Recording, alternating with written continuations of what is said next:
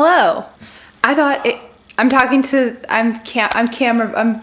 video filming.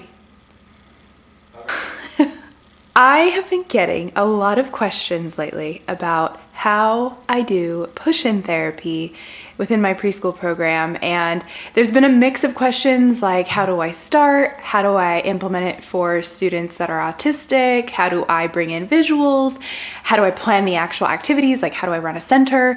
So I thought I better make a video about it, especially with it being the beginning of the school year, to help you find inspiration for the activities, to help you have a starting ground, to help you figure out how to implement a push-in schedule for individualized services for your students. We're gonna do that all right now while I get ready. When I was thinking about making this video, I was like, okay, it could be really professionally done, like in my speech room, I'll have all the activities there, and then I was like, but right now is when I want to film it because I'm ready, I'm fired up about it. I'm also at my house. I also figured instead of getting ready and then filming it and just talking to you, I would just do both because that's where my brain is, and it felt very efficient. For efficiency's sake, for time's sake. Let me get my notes. What even is push-in therapy? So just a quick backstory on how I feel I am not an expert at push-in therapy, but have a fairly decent background on it from multiple years of experience doing push-in. But in the last year, I really got a crash course in like implementing a push-in style program within my role as a speech language pathologist.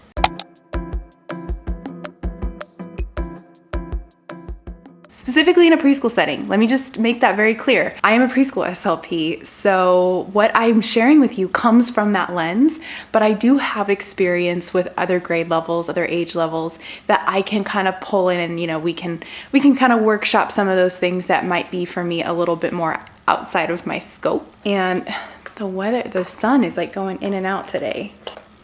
This isn't the one that I wanted. Oh, my light's already going off. Okay, efficiency is not really a thing for me right now.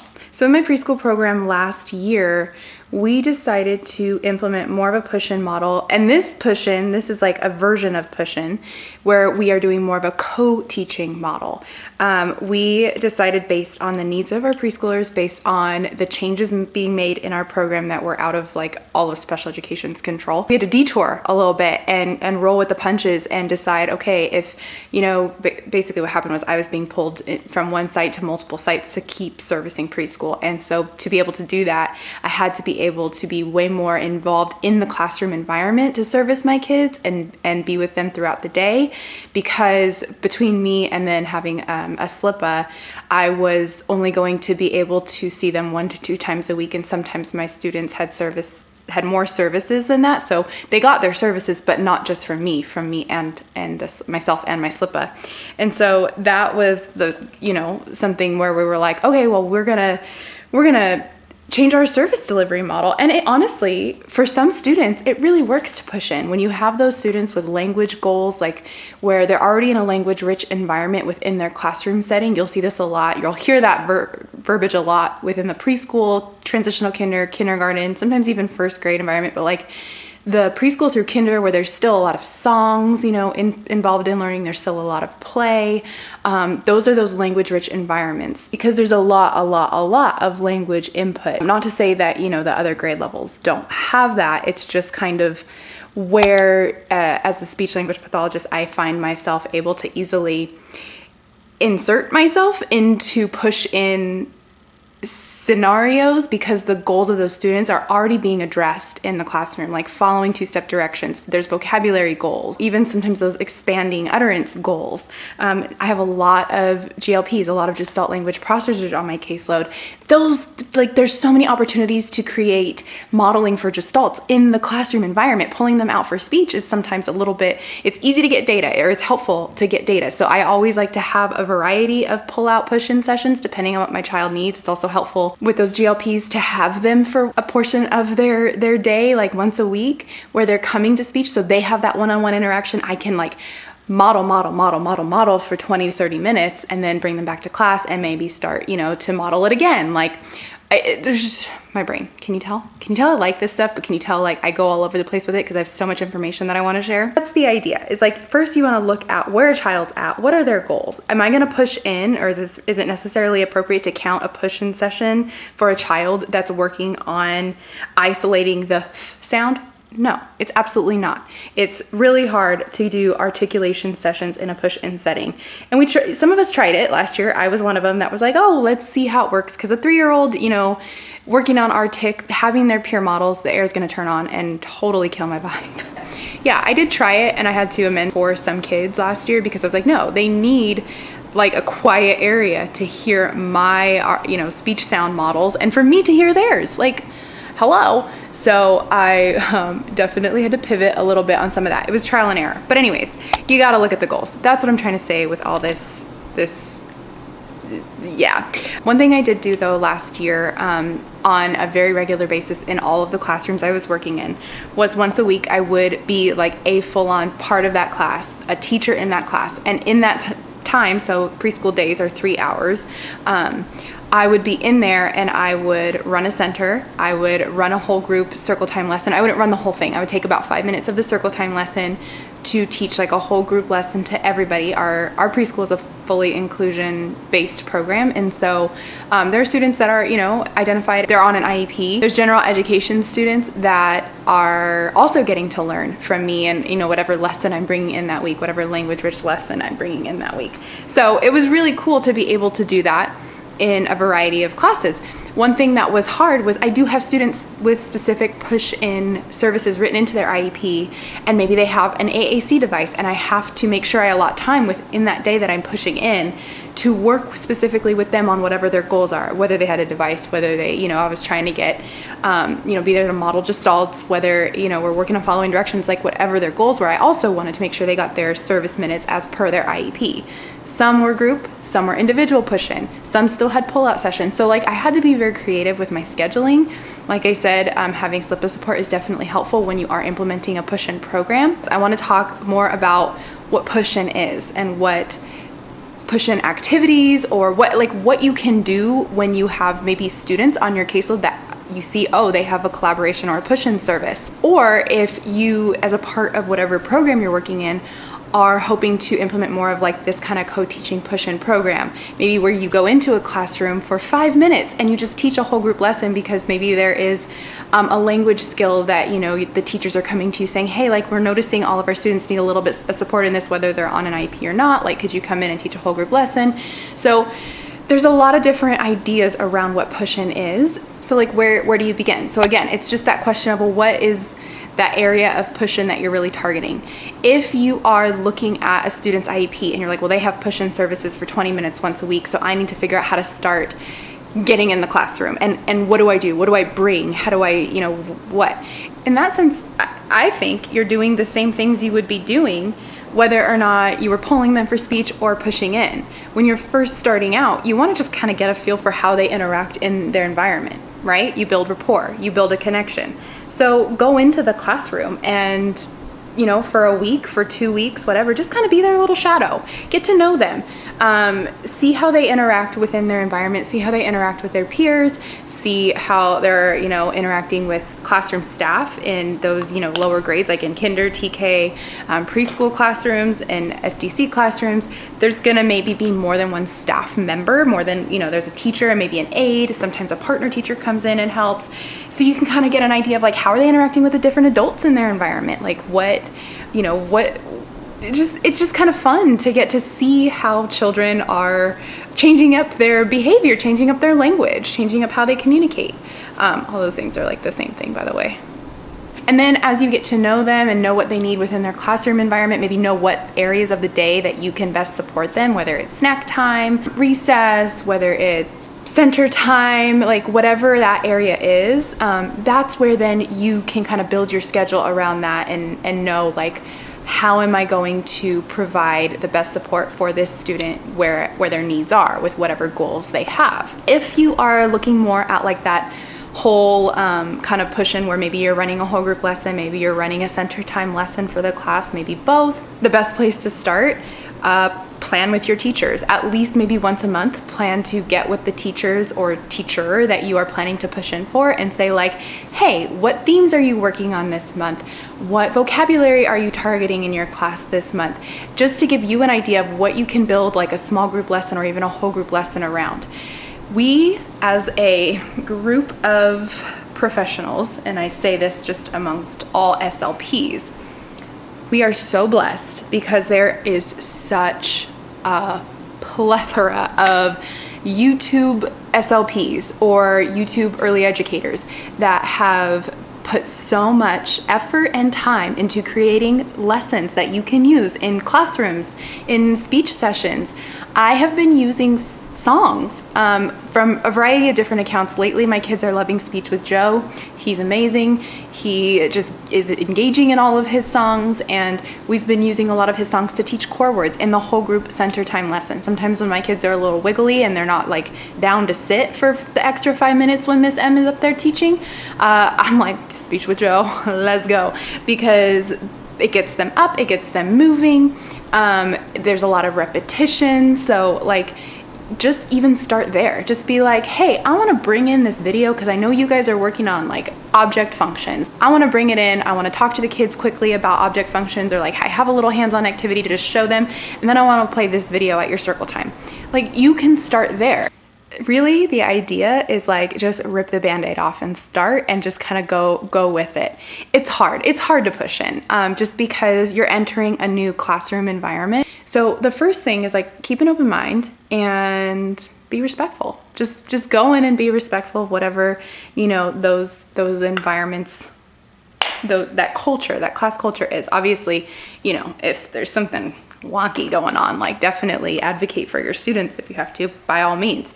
But like, you know, I was in 3 different classrooms last year and they all were so different, and sometimes there were things that like I didn't jive with, like maybe the routines of the class or like the way that they structure their schedule.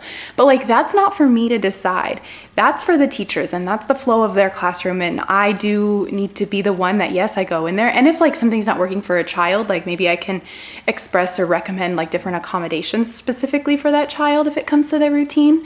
But ultimately, like, I don't have a say in that. I have my speech program. I run it the way I run it when I'm in my classroom, whatever it is. Like, so that's the first thing, is like just being like, having that level of open-mindedness and respect for, you know, whatever the culture of the classroom is. So when you're going in, you aren't kind of going in with this wall up and any kind of negativity towards another individual or individuals in that classroom. Being said, like, it is an uncomfortable thing. It just is sometimes, not all the time. It doesn't have to be. And the more you do it and the more you get used to just going into a new environment and saying, I'm here, I want to help you, the easier it's going to get, and the more, you know, you'll just get used to it.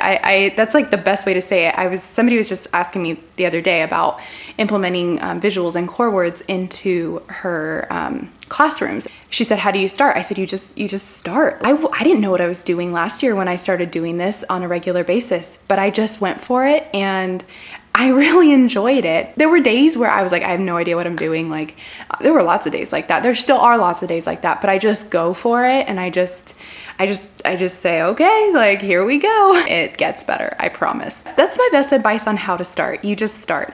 If, you know, you want to go in and like just observe, take like a day or a week and just tell the teacher, hey, I just want to observe because I want to make sure like I don't disrupt your flow. I want to make sure what I plan works with you.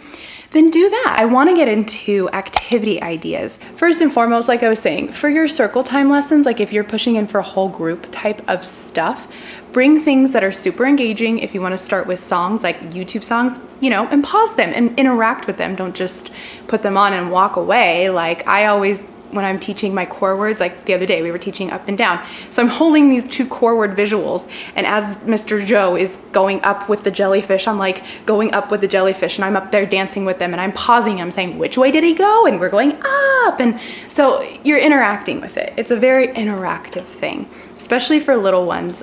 You've got to keep them engaged. And it's man, I work with 3-year-olds. Like, we're moving and we don't stop. And if I notice that they're done, like, I just end it. I'm like, okay, we'll revisit this. It's never worth it to try to force them to sit there and listen to me.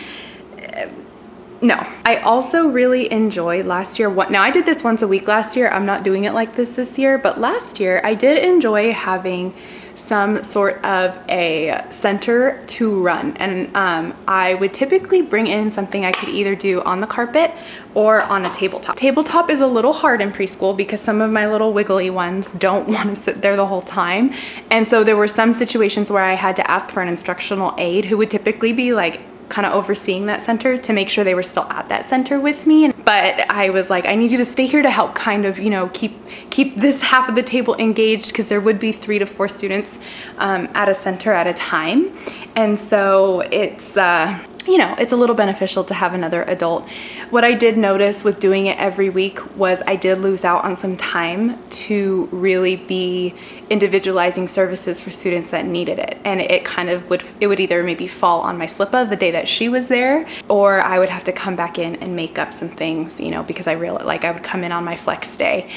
And I don't 100% love that. So what we're doing this year is once a month we're running a center, but we're still doing push-in. Like I still am in there supporting the class, but I'm able to service my students on a more individualized basis while I'm there during that center time. Like I'll bebop around the centers that are being run instead of me running one and losing out on time when a student's over at the painting center and they love it, so that's where all the language is, and I'm not over there. But as far as activities go for those small group centers, something that I really love and I always talk about are the Matt and Molly stories. I don't know where they're selling them these days. Last year, I found them on Super Duper and I would always link them. And it was really nice because I had a 10% off, and I still do have 10% off of Super Duper, but you could get 10% off of this story pack. Matt and Molly's stories there's like a million different stories. I use the seasonal ones, so I have the spring set, the summer set, like the fall set. I have animals, and the idea is they're 3 to 4 picture card scenes. They're wordless stories, but you have the script on the manual and you go through and you're teaching all this relevant vocabulary. There's action words, there's object functions, there's silliness that happens. It's like super fun. There is an element, like there's sets that are geared towards like social stories for family, school, whatever. I don't really do those. I more so like the early language, like vocabulary based, sequencing, yes, no questions, like all that. So I can target so many goals with these stories. And there's so many elements of engagement that you can get with them, because you can read the story, you can have them foreshadow, you can act it out. I'll bring in props to go with it. One thing I can't stress enough, manipulatives. And if you're in preschool, what does this mean? Toys. Things that the kids can have in their hands. When you come in with just a story, you're screwed. Having, something that the kids can touch, feel, see, like use their senses with in those small group activities is really, really helpful. When I started to pull away from running the centers, my thing is to be in the kitchen or dramatic play center, because that's where, we're playing, we're getting to have more opportunities to interact, to look at things, pick things up, like all of that is kind of included there. And so when I was bringing in centers, whether I was on the carpet, at a table, I always like to make sure I had tangible things. One of my favorite centers that I ran was very, very successful. Anytime there's something inside something. So when we're working on open or what is it, I would either have like my colorful eggs and the kids could choose what color egg they wanted. We would crack it open and there would be a wind-up toy or some kind of manipulative in there to talk about.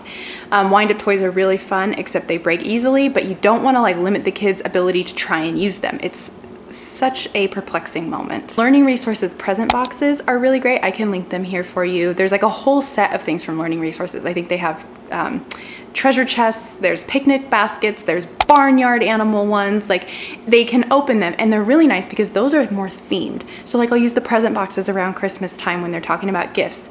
I'll use the barnyard ones during the farm animal theme in the preschool curriculum. So bring the fun things in. Like don't just limit that to the speech room. If you're doing push-in, then do it the way you would run your speech sessions. What makes your speech sessions so fun? Well, great. bring that into the classroom. My favorite time, and this is one of my favorites, and I won't stop doing it, okay? But I did, I think, annoy some teachers by bringing in the blender from Little Tykes. You can turn it on and off, and it's so loud and it spins so fast, and my kids love it so much. So I'll bring it into centers, and when they're doing like their food unit, we'll put different foods in the blender, and they get to have a turn to blend all the food, or I'll put anything in that dang blender. Like we'll do object functions, and they'll get to put stuff in the blender and make it go. It's so loud and it's so distracting, and it's so worth it because you get so much interaction and language out of it. One thing that has been really helpful with figuring out what to plan, like I'm like, okay, I'm running a center this week, but like, what do I plan? First and foremost, I figure out what theme, I kind of already mentioned this, but what theme the kids are working on that week. What is their curriculum? What are the teachers working on? What's the vocabulary? Another thing that is really helpful and is something that our preschool started implementing last year was a year of core. And this is, you can find a variety of like articles on this. If you just Googled like a year of core words, you can Google Project Core, AAC, what is it? I'll link it here. Kind of have to tailor it to whatever your program looks like. Like we're in preschool, so we know like making sure our year of core included teaching words like all done, break, more, yes, no, like all those basic regulatory words. And we created a core board that is directly geared towards the needs of our program and our students based on their developmental level and their age and all of that stuff. So first and foremost, because I get this question a lot, and I'm gonna make a video on this pretty soon, how do you do a year of core? Or like, where do you start? How did you build your core board? Collaborate. I collaborated with my team, our teachers, our SLPs to determine what is gonna be best and most used for our kids, like what do they need? So you really have to determine what works for your program and go from there. But when I'm thinking of what centers to bring in, I'm also trying to incorporate that. So the day or the week that I taught Go last year, I brought that blender in and we were making it go. When I'm doing yes, no, I'm bringing in activities where there's big choice making opportunities. So utilizing the core boards and the visuals, because we are pushing that so hard for our little ones and beyond, because we know that some of our kids really need that, has been really helpful. And that has honestly alleviated so much of the pressure of planning the perfect push-in activity. If I just bring in something that relates to this core word, then I'm doing my job. My lips always look so pale once I have makeup on my face. Something to remember about any kind of push-in is you have students that have individualized needs, right? So just make sure when you're going in, like you're bringing in what I would call an adaptable activity. Anything that you bring in, maybe for one student, you might need to accommodate, you might need to take out some steps. If you're working on the core word put in, for example, and you have this, you know, we're just gonna go back to the blender because that's my easiest one. But like the steps of the activity are you put in, or you label what it is, you put it in and you make it go. Maybe for another student, that might be too many demands to place on that specific student. And so I wanna individualize, I wanna accommodate. I might still model all the steps, but if the most exciting thing about that activity is pushing that button and making that blender spin around and around and around, then that's what we're gonna focus on. We're gonna build up that engagement and continue to model. And the nice thing about having those center groups is you have different students at different, you know, with different abilities and different skill levels. And so you have the models kind of built into that activity. So just keep that in mind. And when you're going in to push in for a specific student, maybe to be their shadow or to support them in a specific part of their day in their classroom, again, you're going in there to support whatever they need right then and there. I do find it hard sometimes, and I don't mean this in an unprofessional way or anything, but I have had it where I go in to push in for a student and the teacher just wants to talk to me the whole time and like ask me, and I want to be there as a support for the teachers too. But I have had a hard time in the past advocating for the fact that like, hey, I'm supposed to be working with Johnny right now, but let's chat for 10 minutes once we're done with our activity.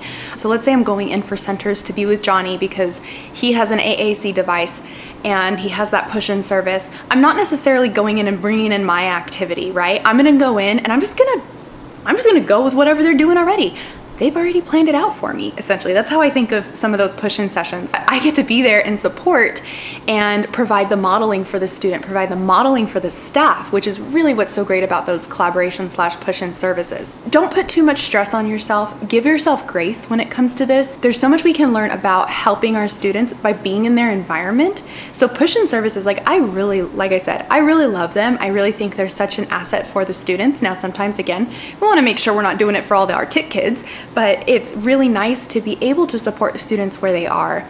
And sometimes you might have that artic kid on your caseload that has a hard time transitioning to speech. So you might be pushing in for a little bit of time, and you're amending an IEP and doing all that goes with that. But it's what they need. So when you get more comfortable just saying, hey, well, this is what the child needs and I'm going to do it, you make life a little bit easier on yourself. And it's easier on the student.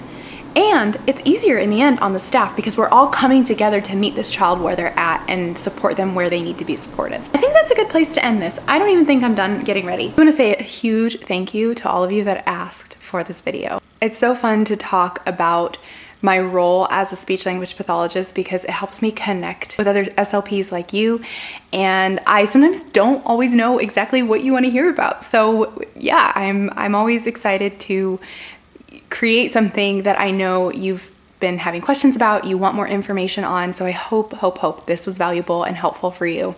If there's anything I left out, ask more questions in the comments. We will continue to talk about push-in therapy.